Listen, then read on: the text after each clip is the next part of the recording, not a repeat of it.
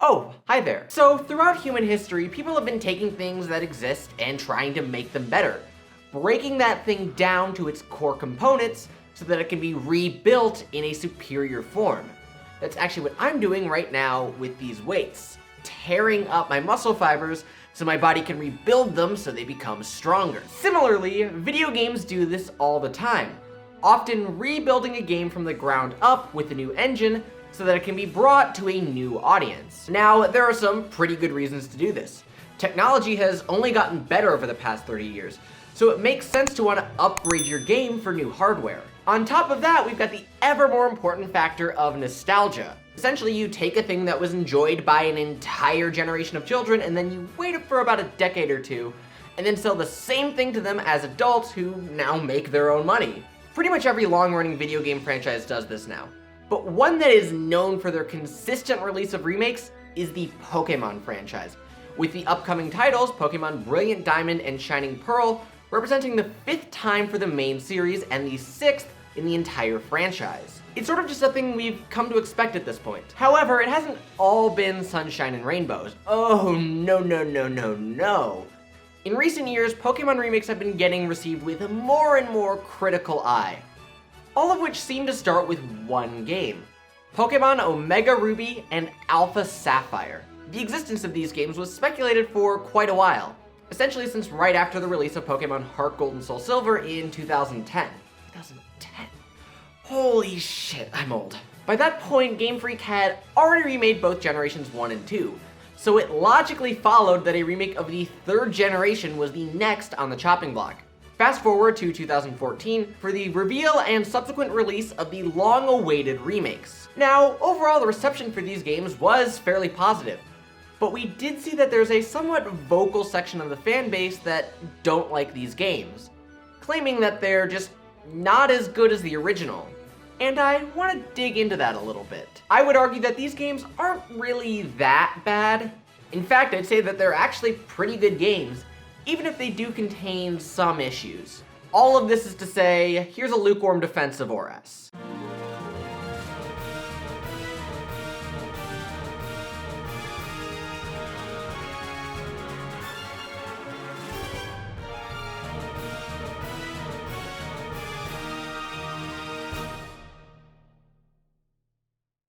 Often, an accusation that gets thrown around when it comes to these games is that they're bad remakes. But that just begs the question, what the hell even is a good remake in the first place? By what criteria do we assess a remake of a video game being good or bad? At the core of this issue is the debate between two distinct poles, faithfulness and reimagining. Faithfulness is a strict adherence to the original entry. This is to say that the game attempts to recreate the experience of the original as closely as possible, even if some of the design decisions made are not the best. Reimagining, on the other hand, is this radical overhauling of the game to make it seem like this game just came out today, using modern design techniques and systems as opposed to trying to copy the original completely. An example of a more faithful remake would be, for example, the recently released Final Fantasy Pixel Remasters, which recreate the first 6 Final Fantasy games as closely to their original entries as possible, including stripping out many of the additions made in previous remakes. Whereas an example of a more reimaginative remake would be the Final Fantasy VII Remake, which adds a ton of new elements to the game and features a completely redesigned combat system that more closely resembles a modern action RPG than any of the original Final Fantasy games. In the Pokémon series, we can see this distinction pretty plainly through the remakes of the original Generation 1 games. While Pokémon Fire Red and Leaf Green do change a few things, such as the addition of the Sevi Isles and migration of some Pokémon like Moltres and Magmar from their original locations to new areas, everything else about these games is fundamentally the same before defeating the Elite Four.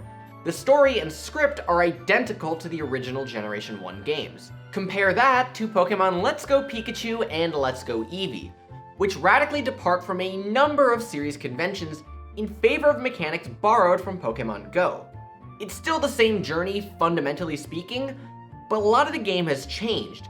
It ceases to be Pokémon Yellow but prettier and more convenient, but rather its own spin on the Kanto experience. Obviously, each option has its own strengths, but they tend to appeal to different audiences, Faithful remakes can generate a lot of nostalgia from older fans, but can be alienating to younger players, whereas modern remakes appeal better to those newcomers, but can run the risk of ruining what made the original so good to begin with. In the case of ORAS, I find that these games manage to strike a good balance between these two extremes, creating a game that has the ability to appeal to both demographics. Although I will acknowledge the places in which this game kinda stumbles.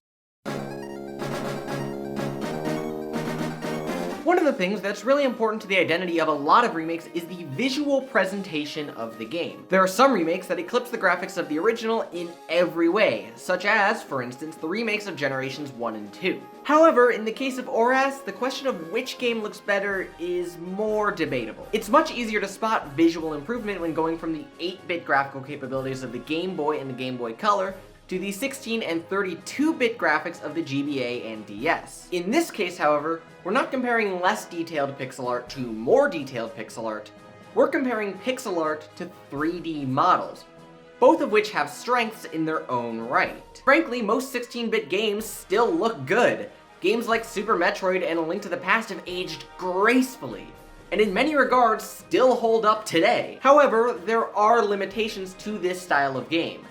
Namely that you can only really show the world from one perspective. Pokémon Ruby and Sapphire, like every Pokémon game prior to the DS era, presents the game solely from this top-down perspective. Even when the games gained the capability to go 3D in Pokémon Diamond and Pearl, the effect was generally limited to just a few select areas, choosing largely to maintain the top-down perspective. However, starting with Pokémon X and Y and continuing here, we see that the games start to be a bit more dynamic with the camera, with it sometimes breaking from the top-down perspective in order to emphasize something. For example, showing the cycling road when first entering Route 110 does a lot to show off the alternate path that the player can't take quite yet. This is also used quite a bit in mountainous areas, in order to show that, yes, the elevation is something that is changing. In fact, the added third dimension helps a lot when it comes to adding much needed verticality to many areas. It's not used as much as it could be, largely due to the fact that this is a remake of a game that was originally presented in 2D, and thus is largely limited by the constraints of that perspective. But there are a few redesigned areas that do take advantage of this,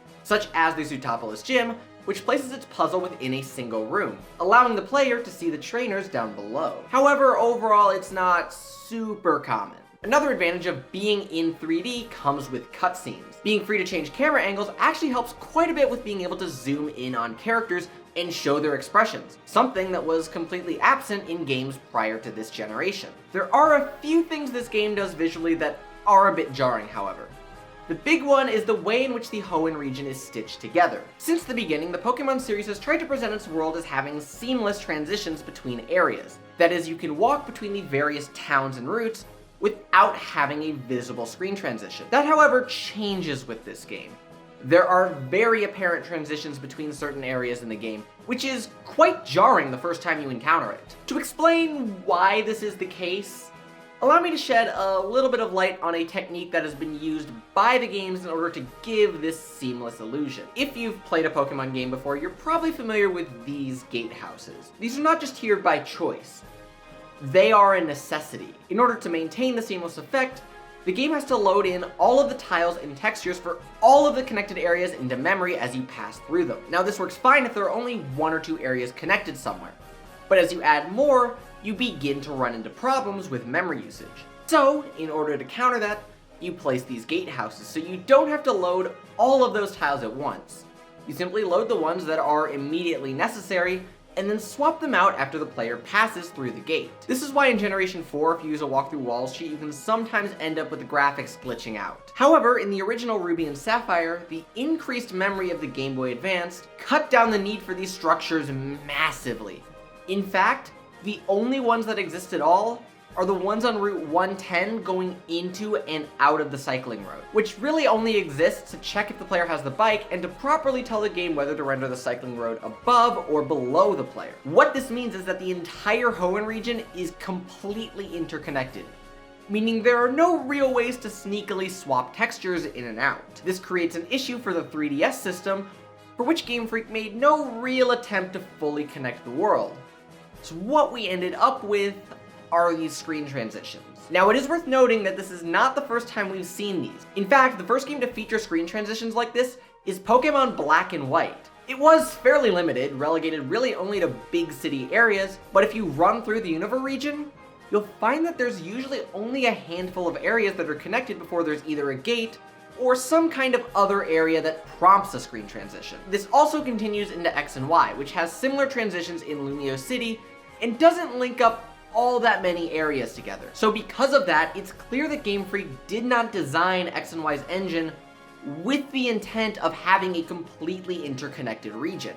So they just didn't bother having one for this game. Frankly, it doesn't matter all that much because there's not really any load times to speak of. The screen just goes black and then comes up pretty much instantaneously on the next area. So overall, while there are some issues, the visual presentation is pretty strong given the limitations of the hardware that it's running on. Would it look better if it ran on better hardware with a higher resolution screen? Absolutely. However, judging it by its target hardware, the game is pretty much fine. Compared to the original pixel art, which still holds up in a lot of regards, the way in which the 3D camera adds more life and accentuates the scale of the world is just really nice. As I've already sort of alluded to, the world design is, for the most part, pretty faithful to the original Hoenn region layout. Many of the routes and towns are practically identical to their appearance in Ruby and Sapphire. This of course leads to a few regressions in the overall design, such as making the Pokémon its own building again, but if you're looking for a fairly faithful recreation of the region, then you've pretty much got it. Kinda. What I have yet to mention is that many dungeons have been altered, and in some cases scaled back in terms of their size. A really prominent one is Granite Cave, which the player is no longer required to explore in order to deliver the letter to Steven, instead becoming an optional area that can't even be explored until the player has the Mach Bike. On the flip side, however, we've seen some optional areas now become mandatory, such as the interior to Mount Pyre. The area is shorter and is now devoid of the original hole puzzle, but the player is now required to pass through it in order to reach the peak. Another notable reduction to this game is found in the form of New Mauville, which first off is now locked until after the events of the Cave of Origin, and is now reduced to a single room with no real puzzle. The Trick House has also been reduced by 2 puzzles, but has also been streamlined so that the player only needs the right HMs, meaning that it can be completely cleared out right before the 6th gym, eliminating the need to continually backtrack to previous areas. Probably the biggest change to a location of note, however, is the Safari Zone, which not only sports a new design based around the 2 types of bike the player can have, but also removes the Safari game. The question as to why the Safari game was removed is ultimately unknown, but it's a feature that's been conspicuously absent since Black and White, and this game marks a continuation of that trend. However, to that I say, good. Frankly, I already find the random chance elements of capturing Pokemon to be frustrating enough as it is. That's why I really don't like capturing legendary Pokemon all that much anymore. So as I see it, the removal of a capture minigame that takes all of the terrible elements of the capture system and puts them on full display, and also adds random fleeing into the mix?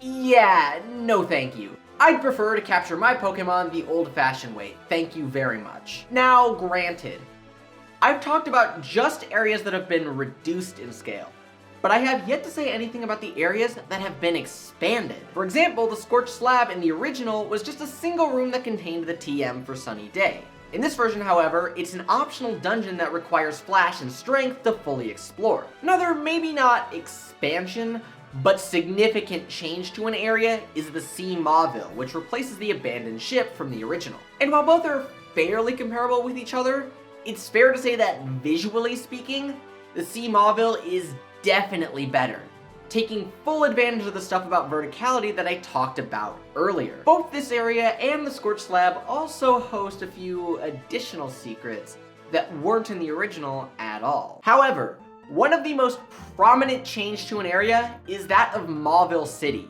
which features one of the most unique designs for any town I've seen in the entire series, being completely indoors except for the rooftop and the inner courtyard. So what does the game do with all of this new real estate? Well, basically it houses a lot of things found in Lumio City in Pokemon X and Y, as well as all of the locations from the original. Okay, not really. Yes, a really notable observation is that this game no longer has the game corner. But that's not really the developer's fault. To make a long story short, PEGI, the ratings board in Europe, changed their guidelines regarding mechanics that simulate gambling, that would ultimately lead to a rating above the one that Game Freak targets for the Pokemon games. For those of you who don't already know, getting the right age rating is an extremely important thing for studios, as it determines a lot of the marketing, and frequently they will make changes to a game in order to get the right rating. And so, due to this, the game corner was completely removed from all entries starting with Pokemon Black and White. So, looking at the totality of the issue, however, we see that the game doesn't have a strict reduction of in-game locations. We simply got some areas that were expanded in certain ways, and others that were a bit reduced as a result. With all of that in mind, let's move on to the gameplay, shall we? This is where we see how there are truly distinct strengths and weaknesses of this game when compared to the original. So a lot of the issues with the gameplay are ones that are inherited from Pokemon X and Y. Most notably, the really broken experience curve that those games have. Essentially, in Generation 6, the EXP share is incredibly broken, and if utilized, will lead to the player's team receiving way more experience overall, and usually leading to over-leveling. Now, there is a fun way to get around this, that being using more than 6 Pokemon, which is my preferred Generation 6 experience. However, that doesn't negate the fact that this is a serious design flaw. However, if you do play with the self-imposed level cap, you find that this game is no easier or harder than any other game in the franchise, really. There are still some issues, though. For starters, all of the gym leaders still retain their terrible team composition from the original games. And don't you worry, we'll get back to that in due time. Secondly, you know how I mentioned that this game is pretty comparable to previous Pokemon games, in that they're already a bit on the easier side? Yeah, I probably should have made mention how that kind of falls apart about halfway through. And I think you all know what I'm referring to here. Yes, this game's decision to include Mega Evolution massively throws off the difficulty curve starting at about halfway through the game, when the player is handed a Mega Latios or Mega Latias for free, without requiring a capture prior to this happening. And sure, this is about the time that the player can capture legendary Pokemon in some other games, but A, they're usually hidden away and need to be found, and B, they generally don't come bundled with a Mega Evolution. Now again, similar to the EXP share situation, there's a bit of an easy solution to that whole conundrum. Just don't use it. But it still represents a serious oversight in terms of the game design, especially considering that the game was not rebalanced at all, and only 3 trainers in the entirety of the main story are ever seen Mega evolving their Pokemon. Again, that's inherited from X and Y, big surprise there, but nonetheless, it is a flaw. That being said, difficulty aside, everything else about the combat is way better here. Not only is Mega Evolution a fan favorite mechanic present in these games, but many other improvements that were made since Generation 3 are also here, such as the physical special split, which greatly benefits many Pokemon. We also have the updated type chart, which includes the Fairy type, as well as making Steel type Pokemon a little easier to deal with. We also see the new types of battle make an appearance here, including Horde battles, which now sometimes occur as trainer battles. Unfortunately, those aren't as cool as they sound, and the marketing hyped it up way beyond how much it was actually utilized in the game. But otherwise, the addition of this extremely convenient way to EV train is very much welcome here. Contests also make a return here, and they're pretty similar to how they were in Hoenn, but with a few simplifications. The first and most obvious is the removal of the Pokéblock minigame, which, while it does represent the removal of content, also removes the need for the player to go to a contest hall to make Pokéblocks, as they can now be made in the player's bag, similar to how Aper Juice was made in Heart Gold and Soul Silver. This game also removes the Sheen mechanic, which provides a helpful quality of life improvement and allows the player more freedom to change the contest category a Pokemon is being used for, without worrying about needing to plan for it in advance. It also just makes life easier for players who are just looking to evolve their Feebas into Milotic and have no interest in actually playing contests. Also on the topic of Feebas, it is much easier to find in this game due to the removal of that weird, trendy phrase gimmick that was in the original Ruby and Sapphire. In addition to the battle system and contests, there are a few other new mechanics that make their debut here. The really obvious one here being the deck snap, which is easily the best new addition in these games, as they allow the player to chain hunt for specific Pokemon with relative ease. In addition, secret bases have been made significantly better, due to the player being able to play more easily with others, and can even create their own custom gyms for their friends to play through. Or alternatively, you can download Blissey bases and grind to level 100 with relative ease. The game also eliminates the need for the HM Fly fairly late in the game, with the addition of the new Eon Flute item, which allows the player to summon either Latios or Latias and freely explore the skies above the Hoenn region. This in turn allows the player to find these special mirage spots that in some cases give access to legendary Pokemon that were not found in the original games. In addition, it's just kinda convenient to not need Fly anymore. That particular change, however, brings up a fairly blatant issue with these games that was not fixed from the original Generation 3 entries, and at this point has become a bit of a meme. Yep, it's time to talk about that one review. When you're working out, it's pretty important to make sure you stay hydrated. That's why it's very common to see guys at the gym with the water bottle. However, you need to be careful because you can, in fact, have too much of a good thing. Too much water can actually be a legitimate problem, both for your body and apparently in Pokemon games. So memes aside, this criticism is actually a legitimate one about the game. So there are two main components to this critique. The one that most of us interpreted it to mean, and what the reviewer actually meant by that phrase. When thinking about the Hoenn region, the phrase "too much water" evokes images of about the last quarter or so of the game, which takes place almost entirely on water routes, requiring both the HM Surf and Dive in order to fully explore.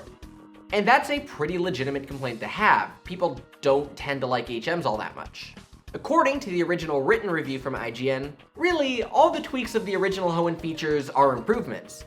Unfortunately, there are still a few big flaws that weren't addressed, and they're even more noticeable in light of more recent Pokemon RPGs. My least favorite part of every Pokemon game is the unnecessary inclusion of too many hidden moves, commonly referred to as HMs, hidden machines, which you must teach your Pokemon in order to progress through the region and aren't so easily unlearned. Anything more than Surf and Fly is too much as far as I'm concerned, and Hoenn is one of the worst HM offenders. Alpha and Omega dropped Flash for a total of 7 HMs this time around.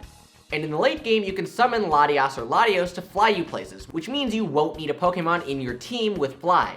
But compared to X and Y's 5 HMs, it's obvious why the decision was made to pair them back in subsequent games. And obviously, this is all true. HMs are a very severe problem in both Generation 3 and Generation 4. Hopefully this isn't such a controversial take at this point, especially in light of their removal in Sun and Moon. Another point that is missing from this review is that starting in Pokemon Black and White, Surf and Waterfall, otherwise known as the only good HMs, are usually the only ones that are ever needed to progress through the story. The others are really only used to get optional goodies in different areas or to create shortcuts. Here, however, they are commonly used to gate progression, which brings the inconvenience of HMs roaring right back. Of course, this is not what the reviewer meant by too much water. Too many HMs was the bullet point given for that. So then what does this phrase mean? Well, you see, it's not the presence of too many water routes that's inherently the problem, but the side effect that often comes with water routes. According to the review, it's not a new complaint, but Hoenn is still imbalanced type-wise, heavily favoring water. It's especially noticeable in Alpha Sapphire, in which Team Aqua, the villains of the piece, use a lot of water types. It feels like there are water Pokemon in nearly every battle, and I have an overleveled Pikachu to show for it. They do also mention the point about requiring Surf and Dive, but it's very clear that a component of this is the fact that the player has to fight a slew of water-type Pokemon. The game does actually do a little bit to ease this with the addition of surfing ace trainers on these routes, but they're a bit too few and far between, especially with the addition of scuba and freedivers in the underwater areas, further increasing the number of enemy water Pokemon that the player has to fight. So I've talked in the past about my total disdain for HMs, and how I really hope they stay out of Brilliant Diamond and Shining Pearl. And I don't want to belabor that point here, but what I do want to point out is how this is indicative of the ways in which the push for faithfulness can create a problem. It is completely reasonable to remove some of the more aggravating elements of a game in a remake. HMs are a perfect example of something being needlessly inconvenient just really for the sake of tradition. Traditions aren't inherently good, and if they're bad, they can be changed.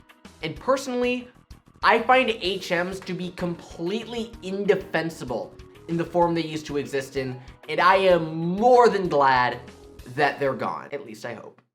I really hope. So we've gone over the visuals and the gameplay, so now let's get into the story a little bit. So the story in Hoenn isn't that great. Pokemon isn't really known for its storytelling that much after all. However, this time around, I think the story in Hoenn is better in fundamentally every single way. Probably the weakest point when it comes to Hoenn's story is the villainous teams. Team Magma and Team Aqua have always had some of the more bizarre goals in the franchise, wanting to expand either the amount of land or the amount of sea, depending on the team in question, for reasons that were never really fully explained, other than it would somehow benefit people and Pokemon alike. Yeah, they don't seem to know what they're doing that much. Here their goals are still the same, but their motivations have been altered a little bit to make them a little more at odds with each other. Team Magma now aspires to expand the land to make more room for the development of technology and human civilization, whereas Team Aqua wants to expand the sea in order to end civilization as we know it, so that all the Pokemon can thrive in our absence. Wait, is the conflict between these two teams literally just a conflict between techno-accelerationists and eco-primitivists, but done by idiots who don't understand science? In all seriousness though,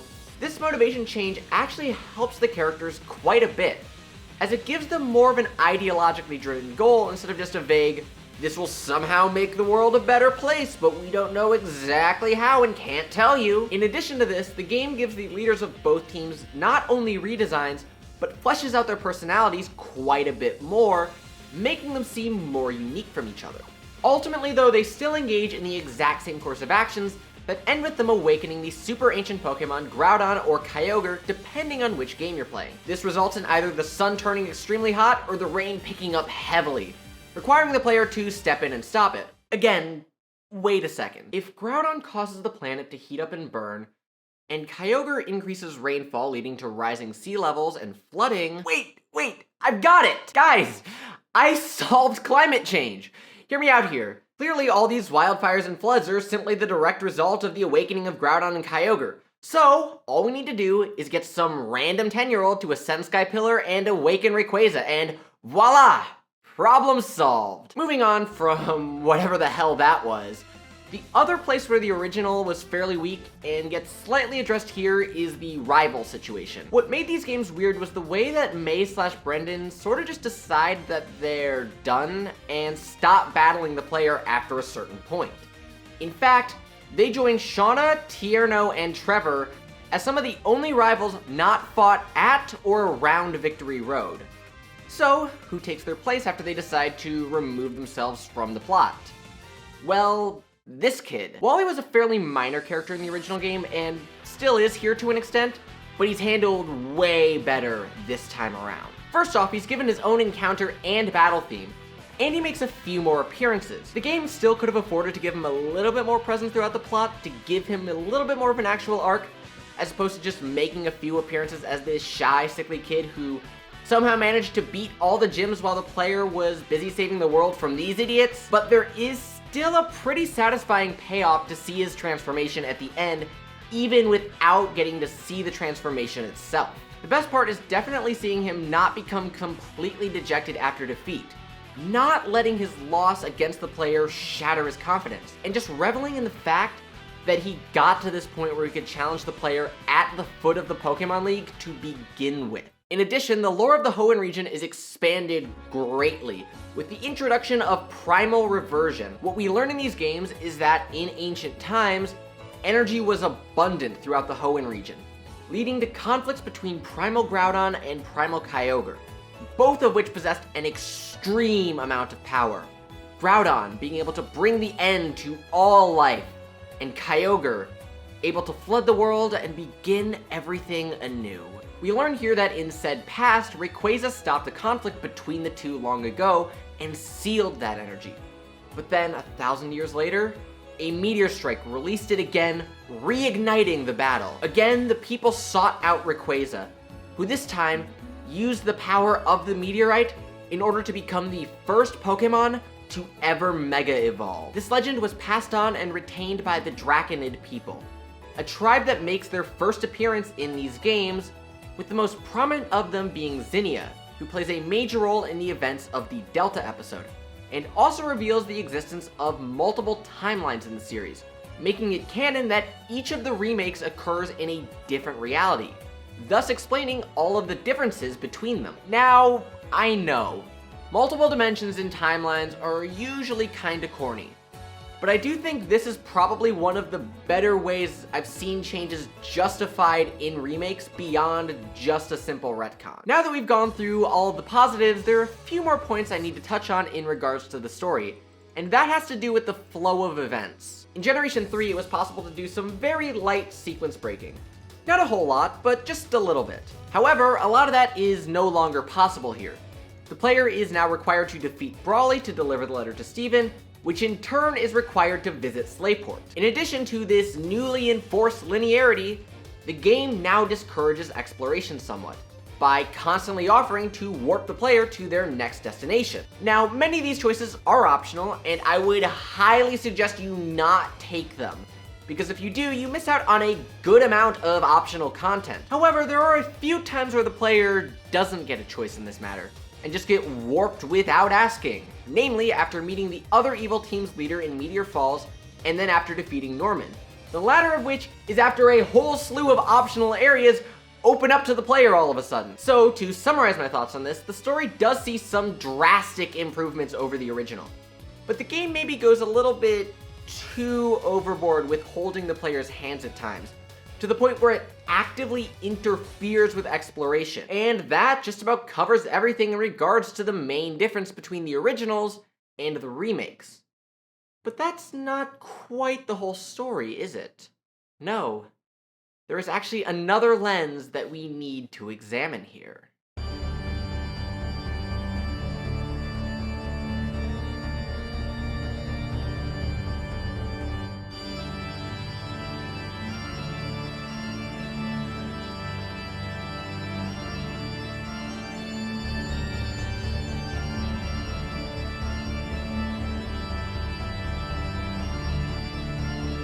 So a lot of our discussion has been based around faithfulness to the original Ruby and Sapphire.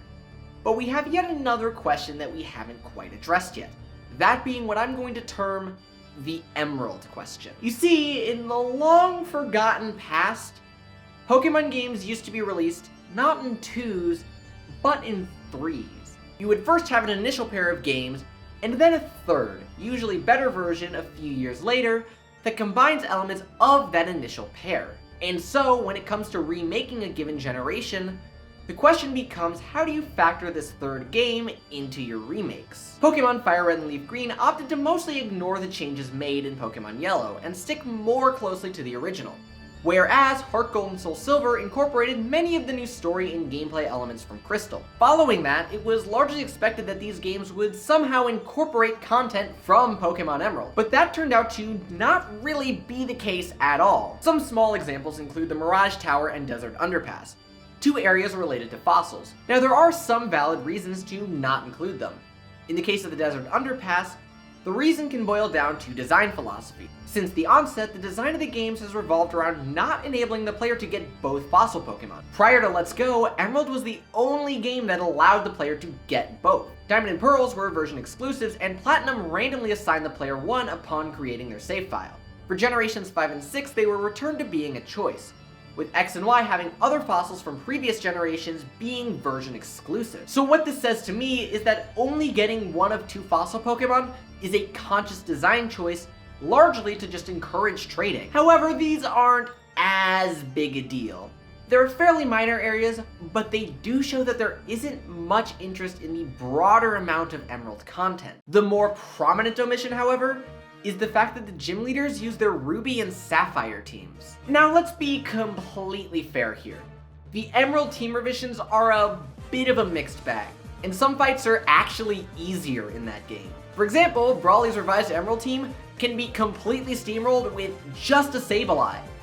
And when I say that, I mean that none of his Pokemon have any way to do any damage to it. You literally cannot lose in that situation. Another example is Norman's team, which replaces his first Slacking with a Linoon and a Spinda, neither of which are particularly threatening Pokemon, if I'm completely honest. On the other hand, some gym leaders have been made worse again by this reversion. For example, Watson, Flannery, and Tate and Liza all have lost the team members that made them threatening in Emerald. The bigger issue, however, is the complete removal of gym leader rematches, something that, for some reason, just up and vanished for the series for a while starting at this game.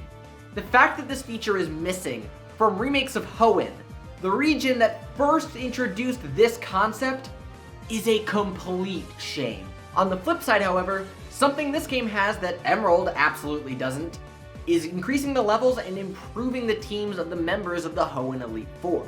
On the topic of the Elite Four, one regression in this game that is largely to the game's benefit is in regards to the gym leaders and Elite Four.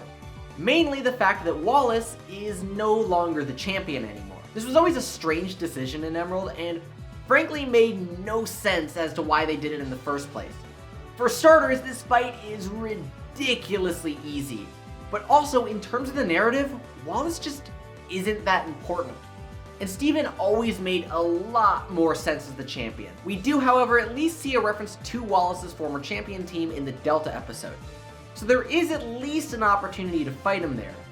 But still, Steven is the much better champion, and that honestly should have never been changed in the first place. Beyond that, another common element from Emerald that is completely absent from this game is the increased incidence of double battles.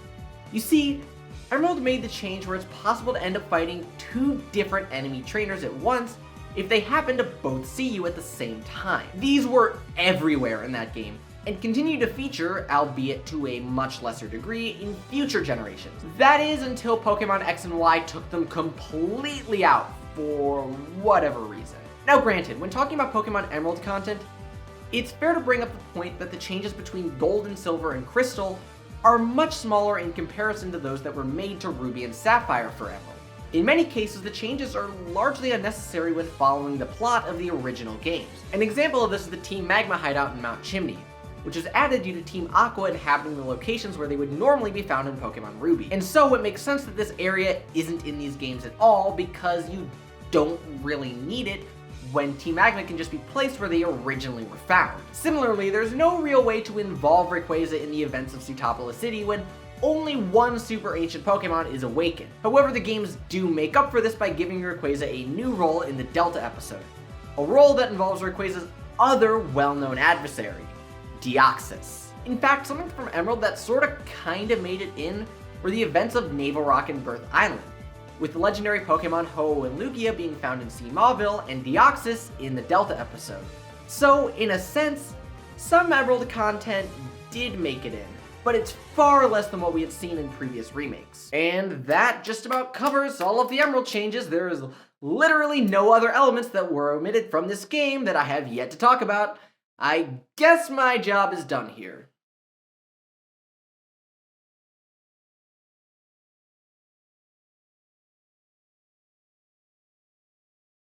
Wait, why didn't it cut? I covered everything that I needed to.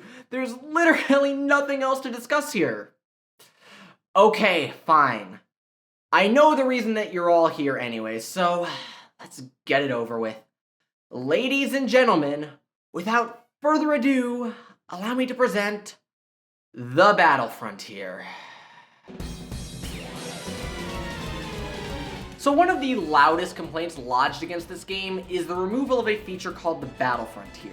Not just that, but the fact that there is a reference to it in the Battle Resort, and then they only really just ported over the Battle Maison from Pokemon X and Y. And by port over, I mean that it's literally identical, down to the fact that they're using sprites and models from the Kalos games. The Battle Frontier is one of those niche things that a fair number of very hardcore fans love, and more casual fans who don't try to milk every last piece of content out of these games don't really care for. And at the risk of being too controversial, I think I'll just come out and say it. The design of the Battle Frontier, at least the one that appeared in Pokemon Emerald, is really fucking terrible, and I honestly don't care that it's gone. The biggest grievance I have with it is the fact that your success or failure in several of these facilities is based almost entirely on random chance. Battle Palace, RNG decides your moves. Battle Pike, RNG decides whether or not to inflict your team with debilitating status effects. Battle Factory, RNG decides whether or not it wants to let you use good Pokemon in the first place. Battle Pyramid, well, just about everything about this location is dictated by the RNG. The rest, well, not as egregious as those, still have their fair share of unfair enemy trainers. And combine all of that with the fact that it just takes one loss, and you have to start your whole challenge over. This is all to say that this really isn't anything I'd call enjoyable content. It's really just an exercise in tedium that tests whether or not you have the patience to put up with its bullshit. Basically, what I'm trying to get at here is that this feature really isn't as good as a lot of you remember it, and it has a lot of deep design flaws that just make it a huge turnoff as far as I'm concerned. Now granted, this is not a defense of the Battle Maison, given that that's literally just the battle tower with a different coat of paint, and so it inherits all of the flaws that that facility had. And in fact, there is a better facility than both the Battle Frontier and the Battle Maison. That being the Pokemon World Tournament from Black and White 2. For starters, the reason why I think it's significantly better is that the amount of random chance is cut down significantly. You know exactly what Pokemon you're going to fight, and a lot of these characters are actually important to the Pokemon world, instead of being just this horde of faceless randos on your way to fight the Frontier Brains. All of this is to say is that the Battle Frontier should not be brought back, and we should get rid of all of these terrible Battle Tower clones and just bring back the Pokemon World Tournament in every generation going forward. Okay, so how do I wrap this up? This video is already way longer than I wanted it to be, although this video could have been a lot longer. In fact, we could be here for 7 hours if we really wanted to. Anyways, what I want to say here is this. These games are pretty enjoyable and have a lot going for them. There are definitely strengths to be found here. Do these games blow the original entries out of the water like happened in previous generations? No. Those games are still eminently playable, but there is no rule that says a remake needs to outclass the original in every single way. Pokemon Emerald still exists if you want to go back and play it, but that doesn't negate the ways in which these games absolutely do improve upon the original and bring new life to the Hoenn region.